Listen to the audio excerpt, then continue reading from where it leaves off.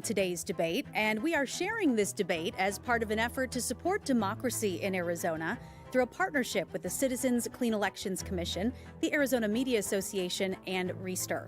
It is a partnership designed to make these debates accessible to everyone in Arizona. So that means this debate and dozens more between now and November will air on a long list of local TV stations, radio stations, and digital platforms, including support from local newspapers. It is a shared effort between hundreds of local media brands all across Arizona. Now, the format of this debate may be familiar to you, and we have tried to keep the rules simple. Each candidate will have up to 1 minute to make an opening statement, and the same for a closing statement. Candidates have drawn straws to determine the order of each of those portions of this debate. Now, throughout the debate, we will pose questions to each candidate, allow them to answer, and then make sure the other candidate does have a chance to respond. Whenever a question is directed to a specific candidate, only that candidate's microphone will be open. At all other times, every microphone will be open. And thank you to voters across Arizona who have submitted questions for this debate. We've reviewed all of them to make sure every voice is heard. However, no candidates have been given advanced access to any of those questions. And with that, let's now introduce the Republican primary candidates for this debate. We have Thomas Horne and Kimberly Yee. Mr. Horne, you have the first opening statement. You have 1 minute. Thank you. I'm the only one in statewide elective office who's fighting for the normal against left-wing craziness. For example, I'm in court fighting to keep boys out of girls' sports. I am fighting hard against critical race theory and diversity, equity, and inclusion, DEI. And if you can believe it, my opponent was on a committee, was a member of a committee that promoted DEI. So that's a big issue between us. She's been denying it recently, but you can confirm it. There's irrefutable documentary evidence at therealkimyee.com. The reporters that were at last night's debate checked it, and they wrote that what I was saying was true. On school safety, I've increased the number of police in our schools from 117 to almost 500. Mr. Horne, your minute is up. We will get to more of those issues in just a bit. But Ms. Yee, your opening statement, you have 1 minute. I'm Kimberly Yee, and I'm running for State Superintendent of Public Instruction because Arizona families deserve an education leader who will not only follow the law, protect school choice, and advance academic achievement, but also be able to bring that competence, not chaos, to the Department of Education. I have a long history in K-12 public education policy. Back in the 1990s, I helped write the early school choice laws with charter schools, and I worked for 2 governors to advance school choice as well as vocational education. As the former Senate Education Chairwoman, I expanded ESAs for low-income families, and I put forward academic standards to increase those in our classrooms. We need a leader we can trust. That's why 4 former state superintendents of public instruction have endorsed my campaign. They know that we have a background of wonderful students across this great state, and they need a leader we can trust. Thank you, Ms. Yee. Now, tonight's debate is focused on how each candidate would lead Arizona schools. And so we look forward to hearing about policies and plans and your leadership experience.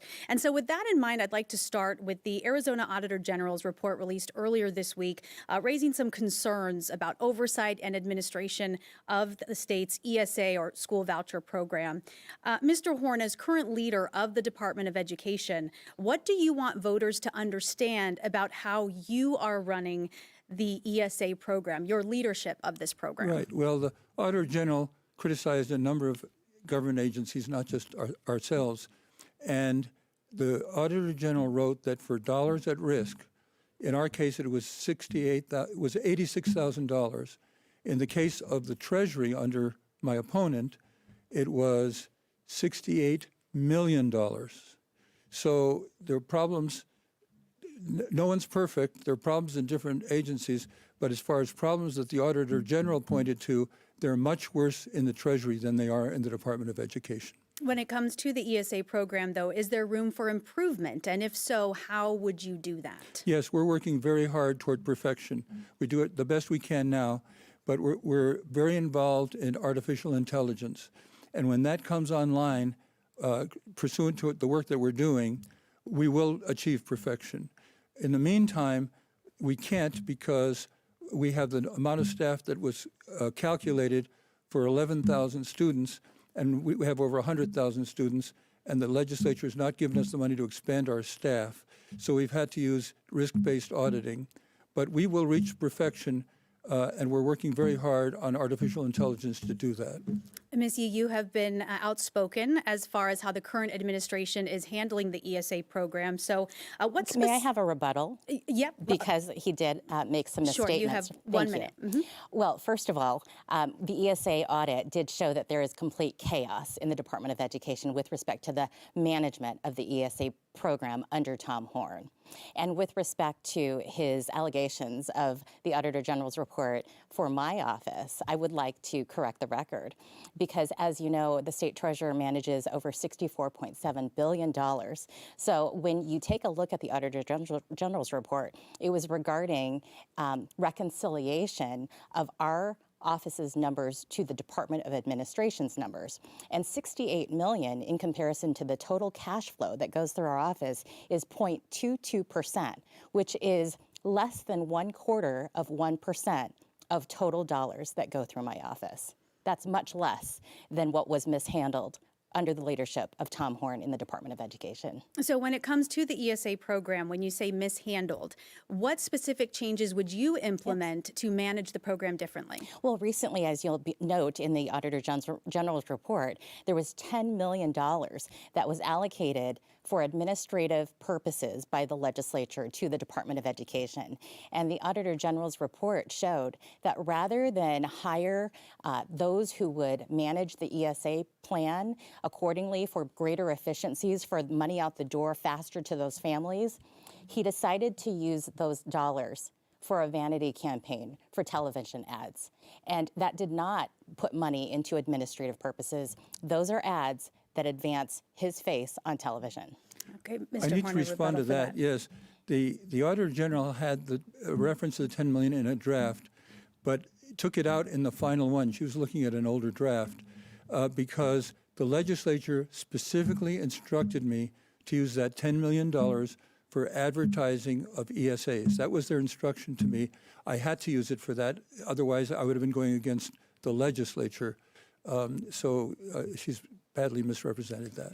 So I want to get back to managing the program. So Ms. Yee, are there specific safeguards you would put in place or different things that you would be doing if you were in this role? Yes, and I've already started working on that in my role as state treasurer. As you know, the state treasurer by law manages the contract, the vendor, the marketplace for which these expenditures are purchased.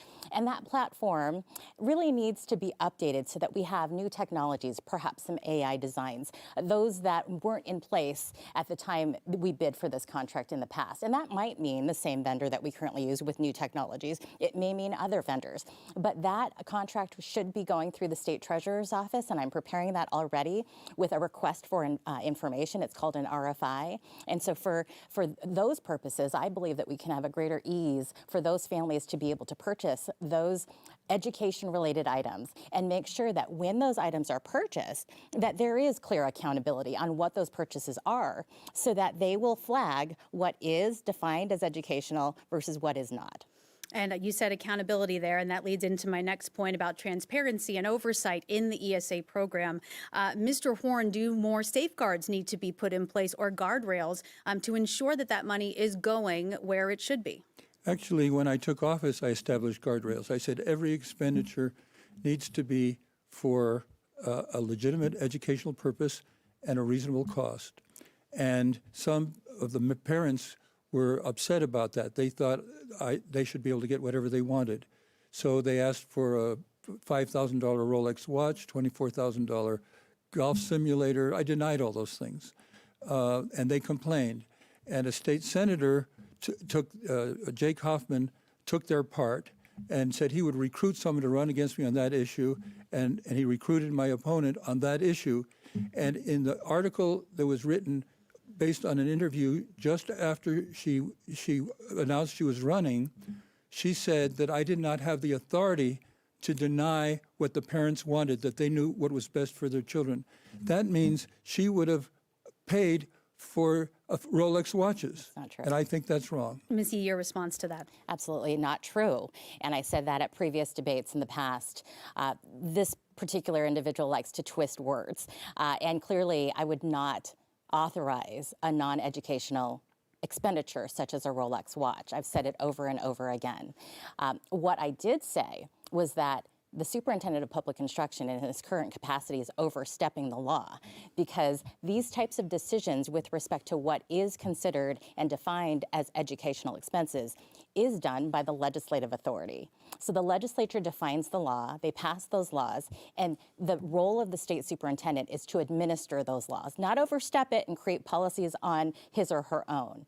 And that is something not only that I follow as an executive in a state agency of my own as state treasurer, but I was formerly in the legislature when we were passing early laws for ESAs. We want to protect this program and make sure that a bureaucrat within the Department of Education who is not elected, who may work for the superintendent or the superintendent himself, is not going beyond the laws that are defined for the ESA plan. And Mr. Horne, your response yes, to if you're going to deny a Rolex watch, you have to do it right away. You can't wait a year for the legislature to act. The reporters that were at last night's debate checked it, and they wrote that I was right, that in that article, she said I did not have the authority to deny a Rolex watch. And I think that would subject the whole system to not be able to survive, because people won't stand for her allowing a Rolex watch to be paid while waiting for a legislature to act in 1 or 2 years. So what can be done within the superintendent's authority then to ensure, again, that the money is going where it needs to be? That's within the scope of this position. Ms. Yee? Well, again, as I have already started the process, we do need to have updated platforms so that we have a system very similar to, say, a health-related system, where if you have a health savings account and you swipe that card, you as the customer might think that contact lens solution might be authorized under that expenditure, but the system does not, so they will deny that purchase upon that swipe. We don't have that in place with respect to the platform right now. The flags are not there. They need to be there, and that's what my role as a state treasurer in my current capacity is moving forward to do, is to create a more updated, better technological platform that creates these measures so that immediately upon an anticipated purchase, that the system would know whether or not that is an educational item or not. Now, we have more than 100, real quick, this question, we have more than 100,000 students now enrolled in the ESA program. Yeah. And so my next question was for you, Mr. Horne, as far as the future of this program, should there be a limit on how big it can get, or, what do you see for the future of this? That's up to the parents. If parents feel their child is being served well in the local district school. I was a product of district school. My 4 children were products of district schools and did very well. That's up to them.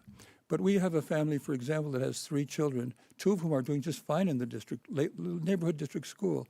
But one of whom, the needs are not being met. So they found another school that met that child's needs. And I don't understand how anybody could say they don't have the right to do that unless they're so immersed in ideology that they forget about the needs of the students. Yeah, Arizona certainly has one of the largest school choice systems in the country. And so I'm curious, Ms. Yee, we'll start with you. Do you think that private or charter schools that are receiving public funds through ESA should be held to similar standards? Charter schools are public schools, so they don't receive ESA funds, but private schools do and homeschools do. And the question is whether or not they should be receiving ESA funds? No, do you think if they are receiving ESA funds, should they be subject to the same oversight and accountability as public schools, traditional school districts? First of all, I believe that school choice, as we should be so proud of in Arizona, because we are a leader and we have been a leader for 30 years now on the school choice front, from charter schools to homeschools to private schools to tribal schools, micro schools. These are wonderful, and to public schools, I mean, they are on the menu as well. I am the product of a public school system here in Arizona, and they continue, to be part of that wonderful menu of school choice options. And parents deserve those options because every school choice that they make uniquely fits their child's needs. And that is their opportunity for all. So when we talk about homeschoolers, a growing homeschool population, as you can imagine here in Arizona with our wonderful families, but also our private schools. The question is whether or not they should be put under the same government regulations as the public district schools and the public charter schools. And the answer is that they wouldn't be private schools or homeschools if they were under this exact same rules. And then you would also just eliminate the beauty of what school choice is all about, because each individual school choice opportunity should be uniquely different. And with respect to accountability, that's already there, because if a private school is not meeting the needs of those parents and those families, they close down, as any private organization would. And with respect to homeschool families, many of them, as you know, are children with disabilities who better homeschool in a setting such as that. And that's why we see so many of our ESA families of children who have disabilities, and this is where they thrive. Mr. Horne, your thoughts on the school choice system here in Arizona? Well, the state has never gotten involved with private schools, and there might be First Amendment problems if they did that. For that reason, the legislature decided they would be treated differently. We would not interfere with them. The parents would be the judges as to whether it was their child's needs were being met or not. One of the other, if not the biggest issue with education right now in Arizona is our ongoing teacher shortage, reaching crisis levels. We've been seeing this for several years now. So what can you do in this role to help fill the gaps on so many Arizona campuses? Mr. Horne, we'll start with you. Yes, every year I address the state of education at the legislature. And every time I do that, I tell them that we have to increase the pay of our teachers, and we can do that without affecting taxes because there's plenty of money in the land trust. And the other thing we need to do is we need to pass a law to encourage administrators to support teachers on discipline. Too many administrators are too lax. They, a child misbehaves, they say, "You poor darling, it's not your fault. You come from a tough family," or whatever. No, actions have to have consequences. And a number of teachers have written me. One teacher wrote me and said she could name 40 teachers that left because the administrators didn't support the teachers on discipline. That was the Phoenix Union High School District. And so I tell them those are the two things we need to do to hold on to our teachers and to attract new teachers. We have to raise teacher salaries, which I've been fighting for all my adult life. I did that as a school board member as well. And we need to provide incentives for administrators to support our teachers on discipline. Ms. Yee, your thoughts on how we can improve the situation surrounding our teacher shortage? Well, this is personal to me because I am the daughter of a public school teacher who taught for 38 years in our Arizona public schools. And so when we take a look at how teachers are having to go to garage sales to pick up their own out-of-pocket purchases for school supplies, it's wrong. And so we need to be able to bring them the supplies that they need that goes right down into the classrooms to meet the teachers' needs and those students' needs. And that goes right back to how we fund our schools with respect to the breakdown from the administrative level to the classroom level. I believe we need to move more money from the district administration office to the classroom. This not only meets those needs of families for their students, but also for those teachers.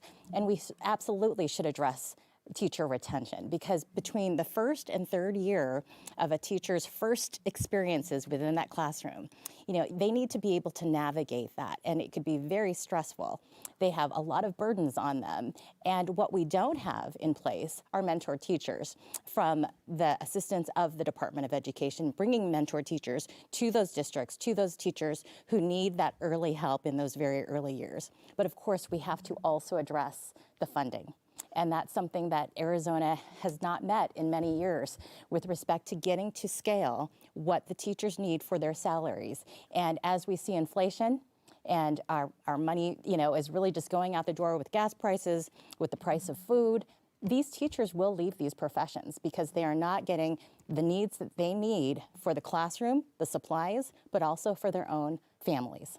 Now, when it comes to teacher pay and funding for education, the superintendent doesn't directly set teacher salaries, doesn't set the budget, but you can influence education funding and also prioritize policy. And so, going forward, what specific actions can you take in this role to get teachers more money, higher salaries, so that they stay in the classroom? Mr. Horne, we'll start with you. Yes, well, I've been lobbying ever since I was on the school board for higher teacher salaries, and I do it now every single year when I go to the legislature, and I do everything I can to persuade them to increase the teacher salaries. They can do it without raising taxes because of the money in the land trust. So that's something I've been devoted to my entire adult life. My opponent is mistaken in saying we don't provide people to help the teachers. We call them coaches. We provide as many as the legislature will fund. We lobby the legislature to fund more because we have studies that show that kids learn to read faster if they have coaches supplied to them by the Department of Education. And so we do our best to expand the number of coaches, but we are doing that. And Missy, I'll give you a chance to respond to that. I believe did you say mentor teachers? Is that different than the coaches that are currently in place? Well, this goes back to the status quo. And my opponent is okay with the status quo. He's created the status quo. But we see that teacher retention needs desperate help. And so while he says he has coaches that are supposed to assist with these early in years teachers, it's not helping, apparently, because the teacher retention rate is a huge problem in Arizona. And we see so many other states coming to recruit these wonderful teachers to go to another state. And we have to address the issue through proper funding. And as I run the endowment for the state land, it's called the Permanent Land Endowment Trust Fund. In my time when I first started as state treasurer, we had about a $4 to $5 billion value. I have increased that to over $10 billion in value. So the funds from Proposition 123, as distributed from the land trust to K through 12 education, represents about 93%. And to give you an example, in one fiscal year, we allocated $445 million to the K through 12 education system. That can go to our wonderful teachers for increased pay. So Prop 123 seems to be something that you agree on that should be moved forward. Absolutely. Okay. Let's go a little bit deeper into the issue of support on campuses. You both mentioned that support for teachers, support for students. When it comes to in the classroom, what roles do social workers or school resource officers or counselors play in our schools and in our districts? Mr. Horne? Well, for the students to be able to learn, they have to feel safe. So I've been big on school resource officers, which is police in the schools. I've advocated for the schools to ask for police in the school. We pay for it based on money that we get from the legislature. And we're lobbying hard at the legislature now to increase that because, as I mentioned, when I took office 3 years ago, there were 173 of them. Now we have over close to 500 police officers in the schools. But due to my advocacy, the schools have been asking for more.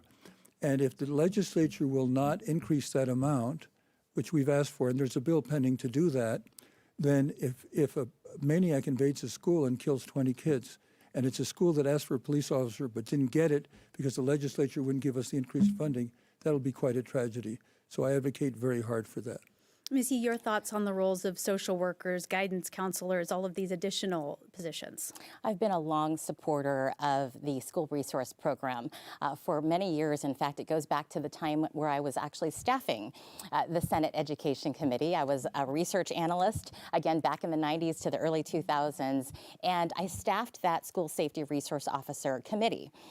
Later, when I was elected to the state legislature, I co-chaired that very committee for school resource officers. And one of the things I wanted to change in that was that we had so many of these schools on wait lists to have an SRO that we didn't have enough funds to be able to have every school have an SRO. These school resource officers are wonderful complements to a school because they not only provide that relationship and partnership with those students, they will often know when a fight might happen, you know, in a middle school at that hour, at that location, and they'll stop it because the kids get to know who that school resource officer is, and they build that relationship. They used to have something called law-related education as well, but I wanted more of those, particularly those school districts in our state that weren't always first in line for some of these SRO grants. And so I wanted to move those school districts that couldn't afford a lobbyist to know when that grant was coming up, to be able to write that grant. They didn't even have grant writers. I wanted them to have a fair deal in the SRO funds as well. So we changed it so that we would be able to do that. And of course, when I was a state senator, I sponsored bills to increase the SRO funding. In fact, there was a $12 million bill that I sponsored and passed, and was so proud of because even during that time, we had a shortage of the number of SRO officers available for the schools that wanted these wonderful people on their campuses. And so we were able to bring in retired individuals who were formerly in law enforcement to be able to establish those relationships to fill that shortage need. Now, this does kind of lend itself into the conversation surrounding behavior in classrooms on campuses, and that potentially being one of the reasons that teachers are leaving schools. So what, if any, influence should the Superintendent of Public Instruction have when it comes to student discipline? Ms. Yee? Well, it's important for the State Superintendent of Public Instruction to have that platform to discuss these very important issues, because classroom discipline will absolutely affect how a teacher instructs that classroom, whether or not there are distractions because of maybe one or two children who are in the classroom during that time. It affects the rest of the class and their academic, year. So we need to address that right off the bat by working with our school districts and our charter schools across the state to be able to address that, give them the needs that they are desiring, whether or not it is an additional assistant or aide within the classroom to be able to address, maybe two problematic issues or students within the class and take them aside while the teacher continues to teach. I mean, there's so many things that can happen, but that's why we have our local school districts. And those governing boards decide on the details of what that school district will do within that classroom.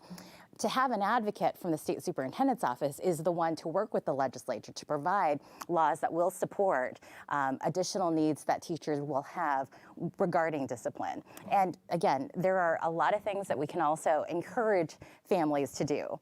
And one of the things, because I'm a mom and I talk to lots of families, there are a lot of parents that no longer go to teacher conferences.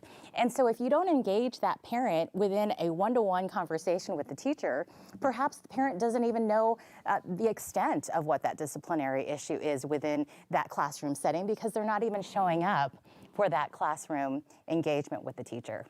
And Mr. Horne, what are your plans going forward to help with some of the behavior challenges that our campuses are facing? Well, I'm continuing to advocate for bills to encourage administrators to support the teachers. As I mentioned, I got a letter from a teacher saying she could name 40 people who left because at Phoenix Union High School, they weren't getting the support from the administrators.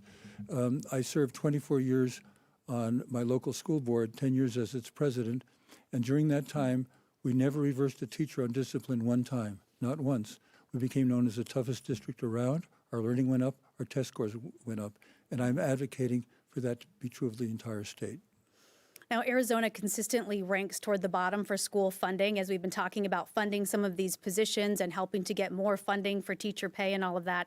So the question I have is, would you advocate for more funding, which I think, yes, you both mentioned Prop 123, but are there ways we can adjust our current funds? Let's say we don't get more funding. Can we adjust the current funds and how they're being spent to better support our school communities? Ms. Yee? Well, I think there are lots of ways that we can move money around, and I'm someone who understands fiscal management, not only in an executive leadership capacity as the current state treasurer of Arizona, but I have real results coming out of my office. For instance, when I started on day one as state treasurer in 2019, we had $15.4 billion in taxpayer funds. Today we stand at $32 billion. We have doubled the assets under management in just these under 8 years. So my understanding of how budgets budgets are run at the school district level, it's run by the governing board. And so we really need better engagement, for instance, between the State Department of Education and those local governing boards. That's how I run my office currently. I manage local government funds. So I meet regularly across the entire state of Arizona, all 15 beautiful counties. And I meet with mayors. I meet with local council people. They are the ones who are managing their local budgets. But you can't do that with a phone call. You need that eye-to-eye engagement, that relationship, that partnership. There's a level of accountability there when you establish that relationship. And I've done that with all of our cities and towns across Arizona. We need to do that with our local school districts by meeting with those local governing boards and those elected individuals. Once they are elected, I would invite them to come to the Department of Education to learn about all of the budgeting needs, the management from line items to the property taxes, even to ethical leadership. I mean, these are wonderful things that the Department of Education can supplement to what is currently happening to build that budget to where it's greatly effective within the local school district and, of course, for the state. Mr. Horne, how would you make the most of the funding that we have for education? Yes, we did a study that showed that the school districts that spent less on administration and more on teacher salaries did better academically than the districts that spend more on their administrators. In my school district, we took half of the people in the district office and we sent them back to the classroom. We were spending 2.5% of our budget on administration, on the central office administration.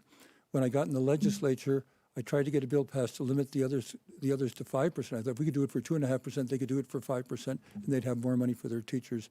But the inefficient districts had too much political pull, and we couldn't get it through. But I continue to advocate and produce studies showing them if they'll spend more on their teachers' salaries and less on administrators, they'll do better academically. You mentioned testing scores there. Arizona students continue to struggle in reading and math proficiency. And so going forward, what are some actionable steps that can be taken to try and bring those scores up? Mr. Horne? Yes, well, I have a number of initiatives to improve our academics. I must say first, we're at the bottom of the heap on funding, but we're in the middle, according to the NAEP, National Assessment of Students. We're in the middle. It's not where we want to be, but considering that we're at the bottom with the funding, I think some of the criticisms maybe aren't warranted. But as I said, I continue to advocate for the schools to spend more on their teachers' salaries and less on their administrators. Ms. Yee, your thoughts on how we can improve that proficiency? I think the study that the superintendent was trying to remember was a National Educational Progress Report, and that's the NAEP study. And this is a snapshot of where Arizona compares to the rest of the country. And while he says we are in the middle, he is only discussing math at probably the 8th grade level. In reading, in 4th grade, we have a problem. In fact, we are at the bottom, where if you compare national levels of assessments in the area of reading in the 4th grade, we are below the national average.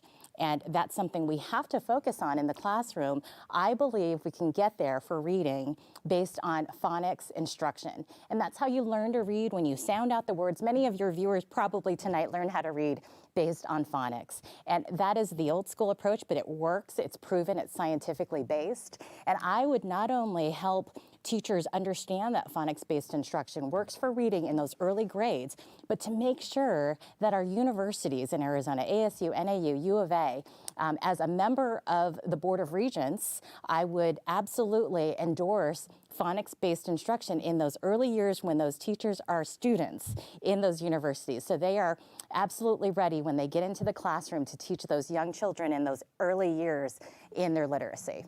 Mr. Horne, how does phonics-based instruction differ from what's happening now? Not at all.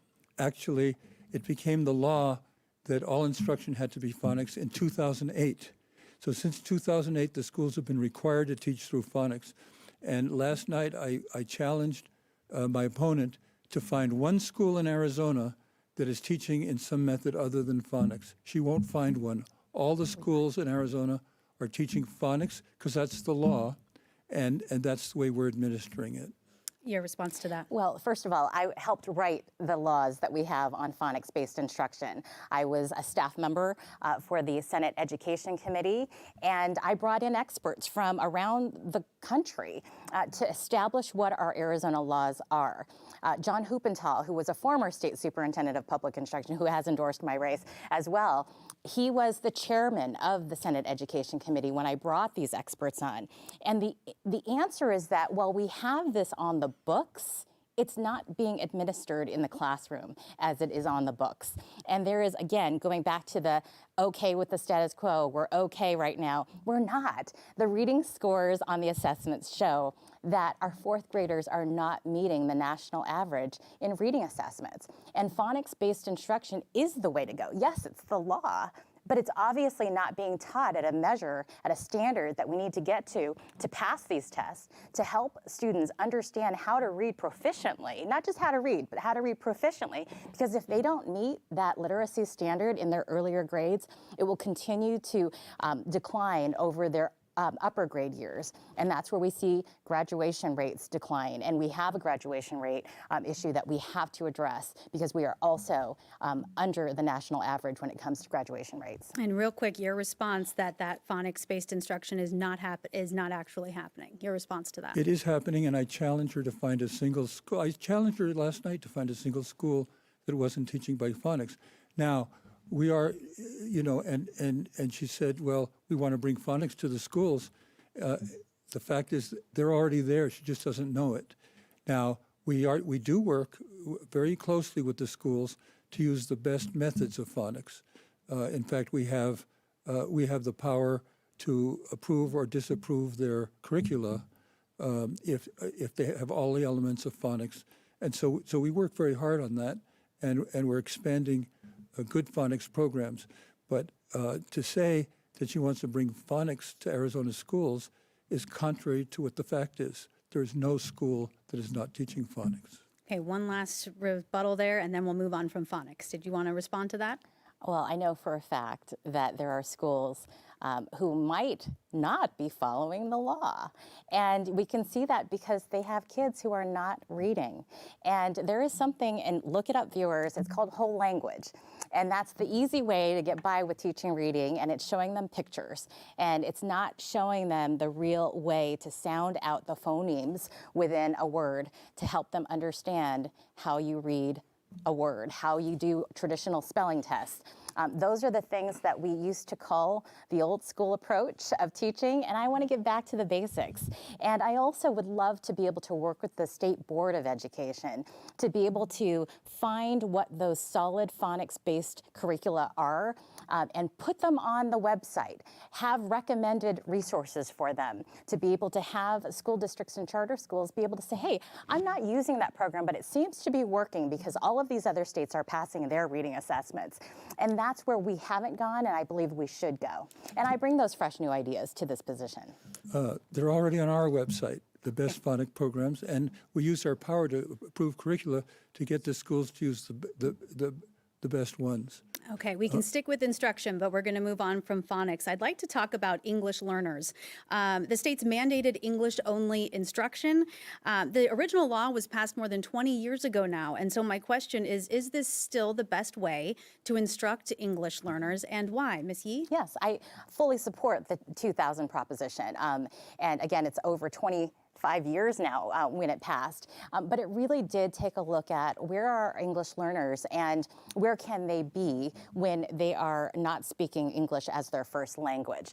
And the law required them to have a 1 year, full immersion and to be able to understand that language efficiently but proficiently. And it's very important that we continue to stick to the law that was passed by Arizona voters overwhelmingly, all while taking a look at individual needs of those children. And teachers know best how to instruct those children. In fact, my mother taught in South Phoenix for 38 years in school districts that had students who didn't have English as their first language. And she got them to read in one semester. So by Christmas, they were able to read. This is something that can work if you have a good teacher in the classroom who does engage, these individual needs for these children. But again, following what our proposition did back in 2000. And Mr. Horne, is our state doing enough to support English language learners? We are, other than the 10 districts that are violating the law. The law says we use structured English immersion, and there's a good reason for that. When I took office the very first time, we had bilingual everywhere, and the rate of kids becoming proficient in English in 1 year was a pathetic 5%. At that rate, many of them would never master English; they'd fail in the economy. I started enforcing the law, and we brought it up from 5% to 31%. So we proved that English immersion is the best way for kids to succeed academically, and bilingual is not the best way. Once they become proficient in English, I'm all for them learning other languages. But the first thing they have to do is become proficient in English. And I've been fighting in the courts to try to get the 10 districts that are violating the law to follow the law. But the rest of the state is using structured English immersion. We have a fabulous administrator who teaches the teachers how to do structured English immersion. And I'm also doing a lot to enforce the law and get the schools to be sure to comply with the law and use structured English immersion and not bilingual education. When it comes to what's being taught in our classrooms, is there a place for social emotional learning? Is there a space for that in our classrooms? Well, it depends what it is, but the way it's been used, I think it's not good. My predecessor, who was a Democrat, that was her big thing, social emotional learning. My heroes are English teachers who love English, history teachers who love history, and so on.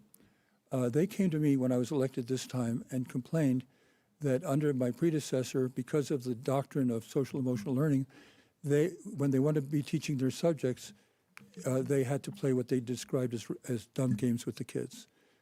So I said, no more. The teachers should be teaching their subjects bell to bell. Every instructional minute is precious. And I think those teachers are very happy about that change. Ms. Yee, your thoughts on social emotional learning in our schools? Well, it's not just social emotional learning, it's also DEI. And, that stands for diversity, equity, and inclusion. And these are things that distract from the basics, which are reading and math. And to get back on the subject of DEI, because in my opponent's opening statement, he made an allegation that is truly false, saying that I was not only on the DEI committee of the State Treasurers Association. He said that I was the chairwoman of that committee. Well, first of all, he knows that he is lying because he was sent this letter from the National Association of State Treasurers naming every single committee for which I have served on. It's dated May 4th, and this does not list any DEI committee for which I have served. I have fought, in fact, against those types of issues that distract from real representation on merit, because I believe that an individual should advance based on their skills, on their experience, on their merit.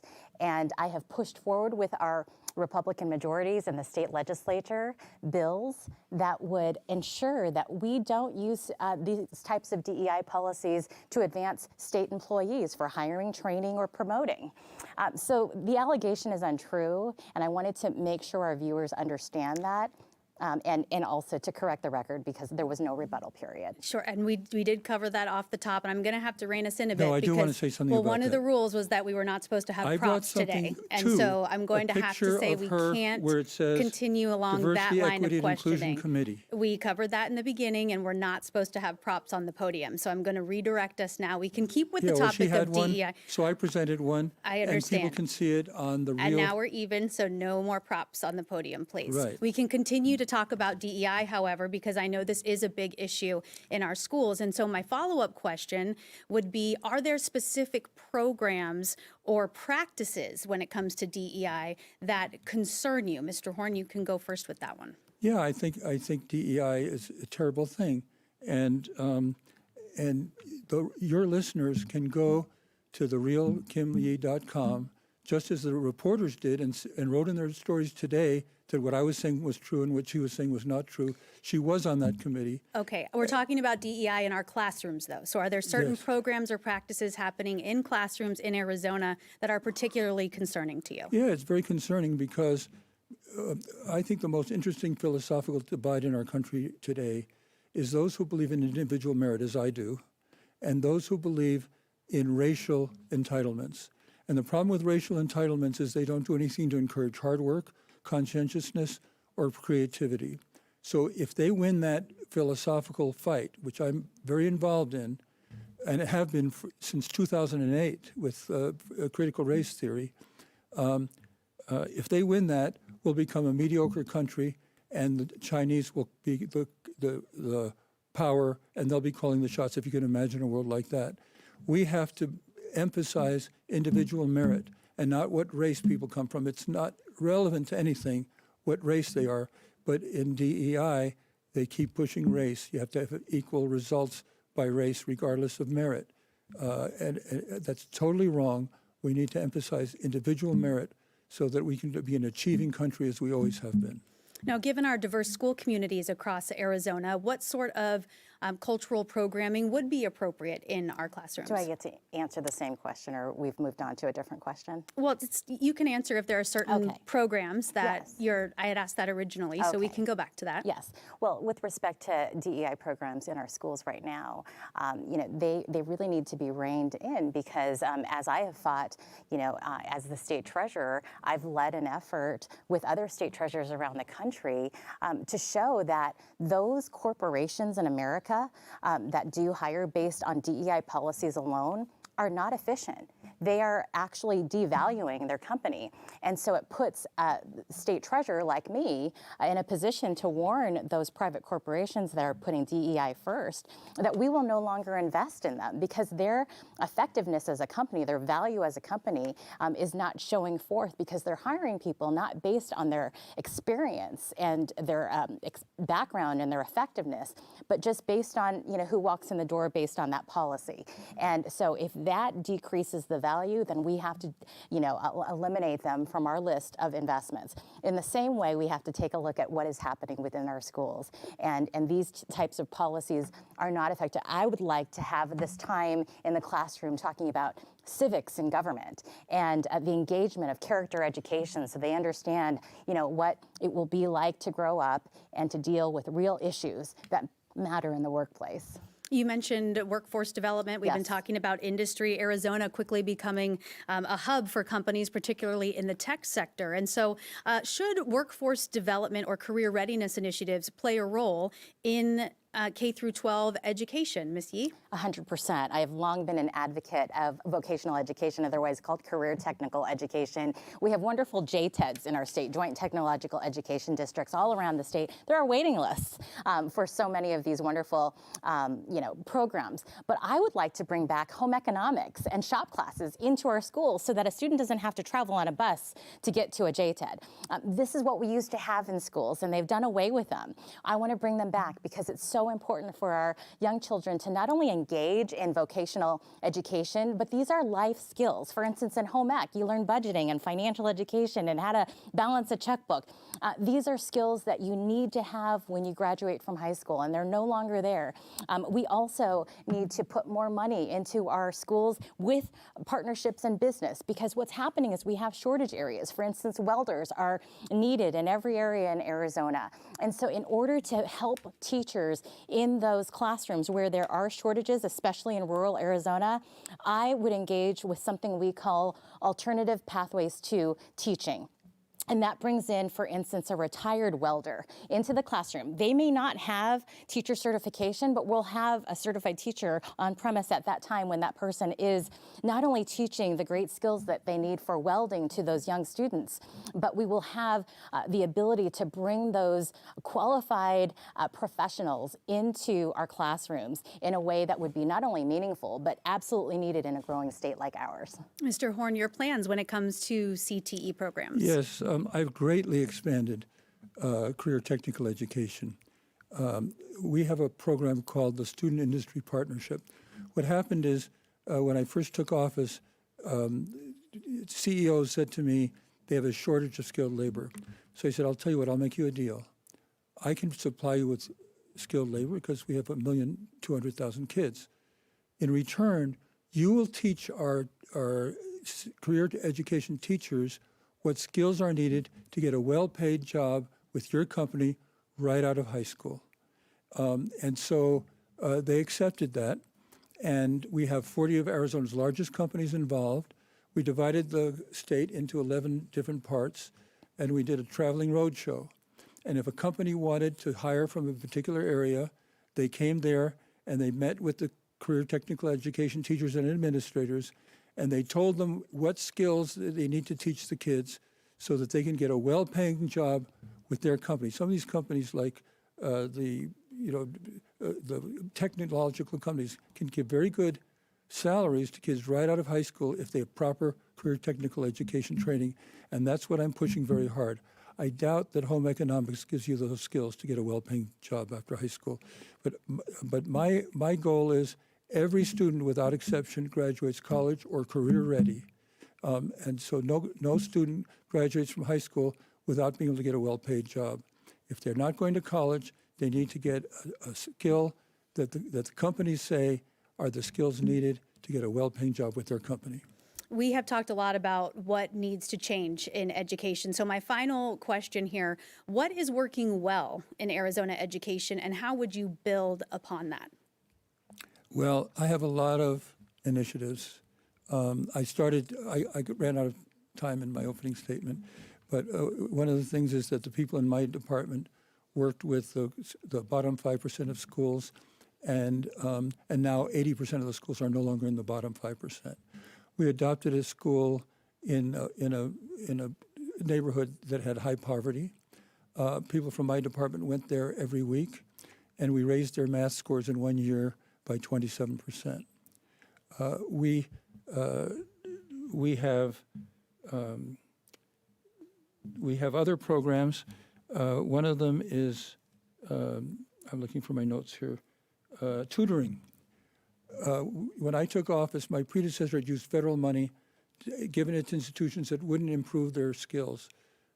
So I clawed back that money. I made some enemies, and we put it into tutoring, and I made tutoring available for free to any family in Arizona who wanted it. And that was a great program. We had a number of kids that in one 6-week tutoring program made 6 months progress. We have leadership training programs where people in our department are training teachers to give the kids the right skills. And those were so popular, we asked them would they recommend it to the other teachers, and 99% said yes. So they got oversubscribed. We had to greatly expand the program. They taught principals and superintendents in leadership skills, and they taught students I hate to cut you teaching off. skills. We're getting tight on time. I want to make sure Ms. Yee has a chance to answer that question about what's working well in Arizona education, and then we'll move right to closing statements. Well, I think the viewers can see this evening that there's a clear contrast in how the view of the world is on education in Arizona. And I've spoken to so many families across my visits to all 15 beautiful counties in Arizona, and education is not doing so well, as according to the current state superintendent, who says everything is okay. Well, the answer is everything is not okay. That's why we need a new superintendent of public instruction to be an advocate for not only families, but for schools, for public schools, for charter schools. What we are doing well are so many wonderful things within our schools that we have to showcase. I mean, let's just talk about U.S. News and World Report. The #1 high school in America is right here in Arizona. It's Basis North Tucson. And that's something where they are doing innovative approaches to teaching those students how to best meet their needs in the classroom. And so we need to showcase the great leaders, our principals, our teachers, and those districts and charters across Arizona. I hate to cut you off. I want to make sure you each have time for 1 minute closing statement. Mr. Horne, you can go first. Yes, I didn't say everything is fine. I talked about our having numerous initiatives to improve academics, but it's not in the dumps the way some people say. Actually, many of our schools are doing very well compared to the fact that we are at the bottom in terms of financial aid. I'm urging our listeners to go on therealkimyee.com and see that I'm telling the truth about her membership on the DEI committee, and also about the fact that she said that I did not have the authority to deny Rolex watches. And I think it'd be a bad situation when we start spending education funds on Rolex watches. Ms. Yee, your 1-minute closing statement, please. For 30 years, I have been fighting for Arizona students. As the former chairwoman of the Arizona Senate Education Committee, I expanded ESAs for low-income families and increased academic standards. And as the state treasurer of Arizona, I earned and distributed over $2.3 billion for Arizona schools and have managed over $20 billion in our state treasurer funds with integrity and honesty. And that is why 4 former state superintendents of public instruction have endorsed my campaign, because they know that we need someone who will protect school choice, someone who will raise those academic scores, and someone who has the competence, not the chaos, that we need to manage the Department of Education. In business, if you hire someone who does not meet performance standards, you fire them. And that is what this primary is about. I am Kimberly Yee, and I am equipped and ready with fresh new ideas for this position. All right, Tom thank you Horne so has much. had That his is all the time that we have for this primary debate with Republican candidates for Superintendent of Public Instruction. On behalf of our partners at Clean Elections, the Arizona Media Association, Reister, and Sneaky Big Studios, thanks for joining us.